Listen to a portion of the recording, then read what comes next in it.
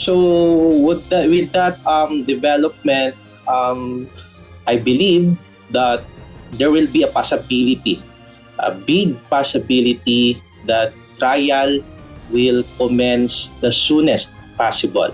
Kung sa Marso uumpisahan ang paglilitis kay Vice President Sara Duterte, kayang tapusin ito ng 2 hanggang 3 buwan o bago matapos ang 19th Congress sa Hulyo. Ayon kay House Assistant Majority Leader, Ako Bicol Party List Representative Jill Bongalon, kung pahihintulutan ng Senate Impeachment Court sa isang article of impeachment, kaya na umano nilang isecure ang conviction ni VP Duterte. Kabilang si Congressman Bongalon sa 11-member House Prosecution Panel. At para sa mambabatas, isang positive development ang kautusan ni Senate President Francis Escudero sa mga tanggapan ng Senado na maganda na para sa impeachment trial ng pangalawang Pangulo. With the recent development, yung advisory na pinalabas ng ating Senate President, asking for the organization staff that will give administrative support to the Senate sitting as an impeachment court. So anong susunod? So probably trial na. Kasi wala nang susunod after mo ma-set up yung, of course, all the necessary things or needs for the Senate to be fully prepared in this impeachment trial.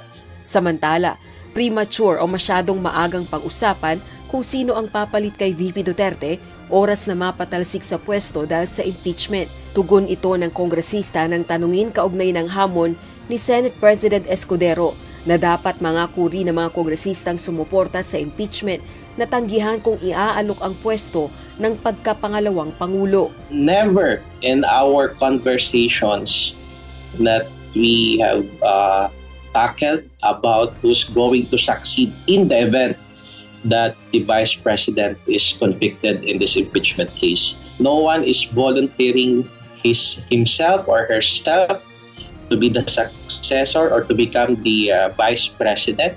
Isang audio-visual presentation naman ang ini-upload ng House of Representatives sa Facebook page nito na tumatalakay sa impeachment complaint na sinoportahan ng mahigit 1/3 ng House members. Ayon sa House Prosecutor, layo nitong mas maipaliwanag sa publiko ang dahilan ng kinakaharap na reklamo ni VP Duterte, gayon din ang proseso ng impeachment. Pahayag ni Congressman Bongalon, may gastos kaugnay ng mga paghahanda nila sa impeachment proceedings, subalit wala itong detalye kung magkano. Sa kasalukuyan din anya, nasa 90 to 95% ng handa ang House prosecution para sa nakabinbing impeachment trial ni VP Duterte. Sa susunod na linggo, nakatakda silang magpulong muli upang talakayin hindi lang ang mga ebidensya, kundi maging ang mga petisyon na inihain sa Korte Suprema kaugnay ng impeachment.